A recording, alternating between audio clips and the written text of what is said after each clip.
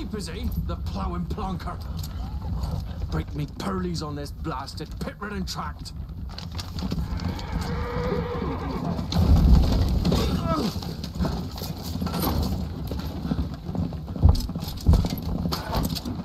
Where's Virna Dryrook?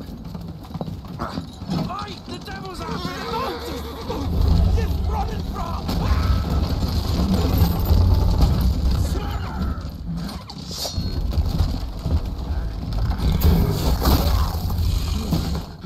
The builder, shield us.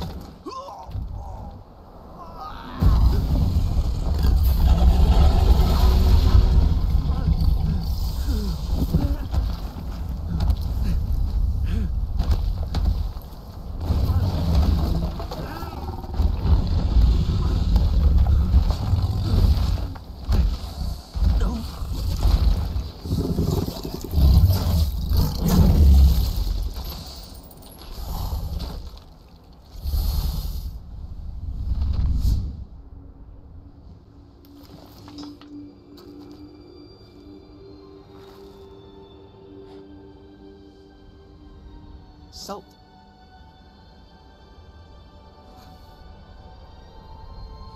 Almost had me fooled, Fruin.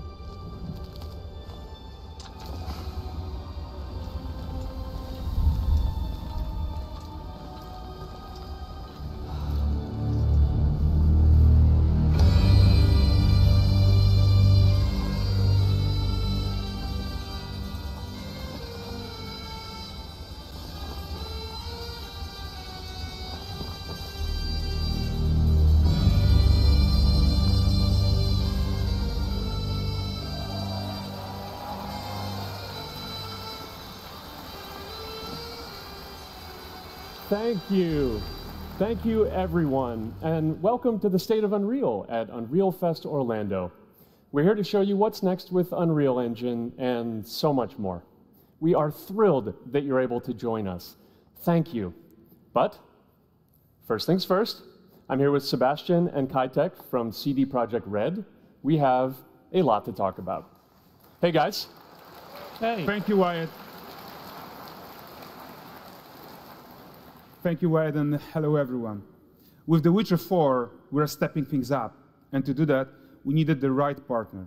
One that truly understands that great open-world games are all about art and technology coming together. Yeah, and look, our goals are completely aligned here. And around the launch of UE5, your awesome team at CD Projekt Red announced a collaboration to make open-world development in Unreal even better. And it's an opportunity, we just couldn't pass it up. So we've been working on a technical demo together to achieve just that. I think we should take a look at it. You guys ready? Born ready. Kitek is going to play the build for us. Sure, let's do it.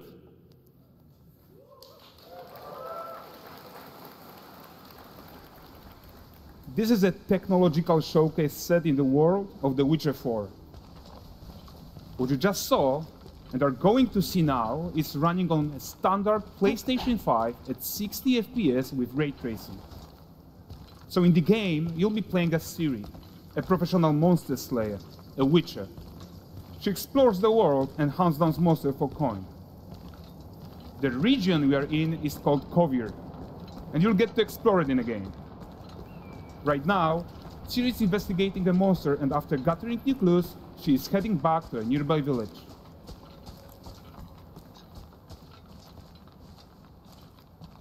All right, everyone, meet Kelpie. Let weeds be weeds, Kelpie. So just like Geralt and Roach, Ciri has her own loyal companion. We return to town. These two characters need to feel like one. Since you're gonna explore the world on horseback, riding needs to feel seamless, natural, and just fun. Yeah, and to support that, we're introducing multi-character motion matching in Unreal. So Ciri and Kelpie, they're perfectly synchronized when mounting from any angle and speed. And we also support root motion movement on Kelpie, so controlling her feels realistic and grounded. And there are also some really nice improvements to our Unreal Chaos Flesh Solver and these machine-learned deformations. So you've got realistic muscles moving and stretching under Kelpie's skin without compromising the performance there.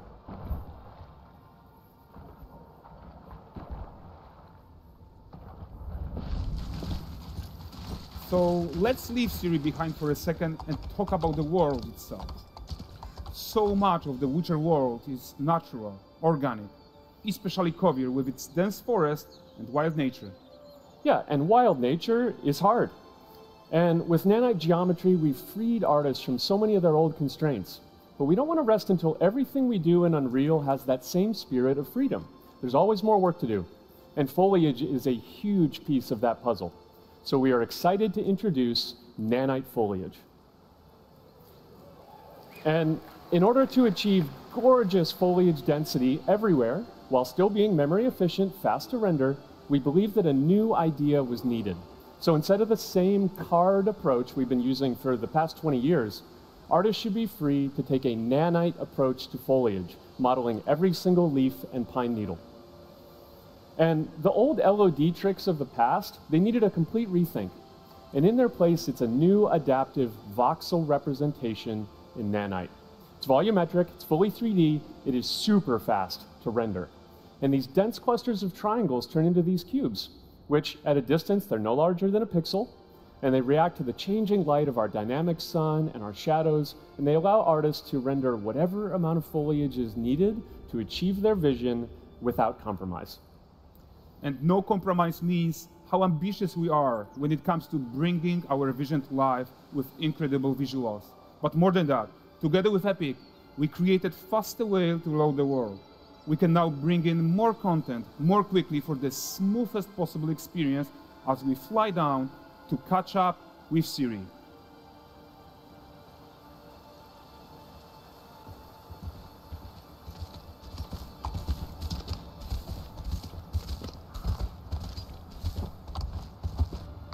Welcome to Valdrest. So Valdrest is a port town, a hub for fishing, trade and mining. It's one of those places where you can meet shady characters or overhear gossip from other lands. It's also where Ciri took on her current contract. High-tech, let's leave Kelpie here and explore the marketplace and food. I'm so excited we can finally show you some of this stuff. Let's see what Valdrest has to offer. Not her again.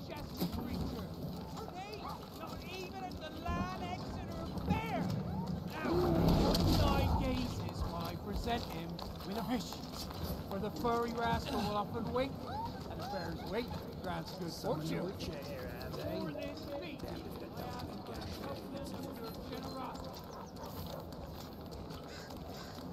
Pardon. Guys, notice how responsive the world is. Character actions directly affect what happens around you, sometimes even setting off chain reactions. Everything is working together.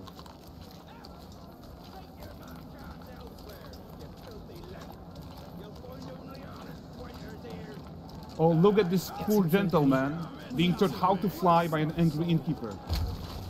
That's what happens when you cheat at Gwent. Last of it, is it? Running away.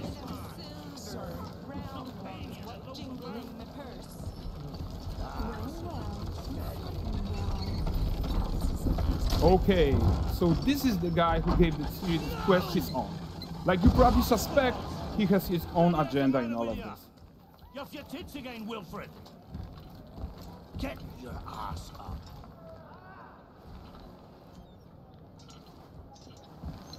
A typical day's toil. Who in? Ah, Witcheress. What news of my wagons? No eternity is taking that damn salt to arrive. I found them. And, well, suffice to say, they'll not reach you. As for the salt, I found not one speck. I presume this comes as no surprise to you. No. Kavir's smuggling trade is of no concern to me. Shush, shush, shush. The manticore that flattened your cars and devoured your men. Quite the opposite. Manticore? No, them winged hellspawn dwell in the arse end of Creighton. While Siri decides what to do about that merchant, let's take a look at the character technology that powers this marketplace. Why don't we listen in on these fishmongers? They're selling their wares, chatting up customers. Morning, catch this is. Won't find none fresher. Reckon me ladies after one of them. Get this cleaned and gutted for you. You mind, dearest? Into seeing something more. Got mackerel, cod, all Braxton's finest. And there is tons of tech at play here, even in this simple market stall. Metahuman tools, improved Unreal smart objects, chaos cloth, and more. Yeah, and all of this exists to make sure that the gap in quality between Siri and NPCs is as small as possible. Yeah, and closing that gap, it's not just about fidelity, right, but also authenticity. They should react to changes in the world around them. But the prisoner in pillory isn't exciting enough for Valdres. Let's grab everyone's attention with a circus.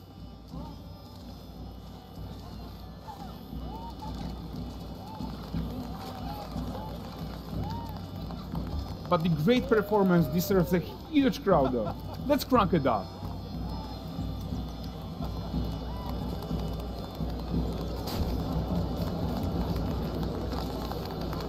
So you are seeing tons of optimizations here to many of Unreal's systems, including an entirely new Unreal animation framework, allowing us to fit easily in our 60 FPS budget, not just in rendering, but also with room to spare on the game thread.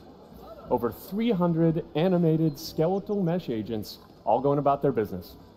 And the whole point is to leave breathing room for developers like you to introduce the gameplay and the systems that your players expect, empowering you to make your worlds come to life without Unreal standing in your way. You are right, and that's the open world RPG that we're making. But before we wrap up, how about one final check-in with Siri?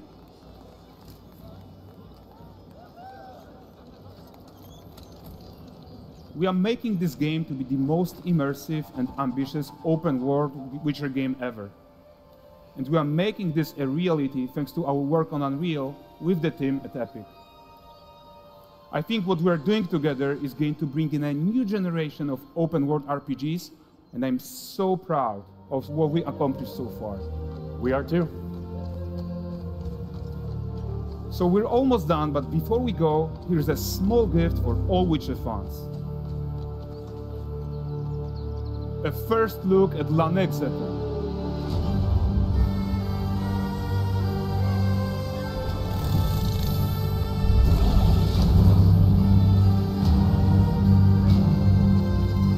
Onward, Kelby. We've worked.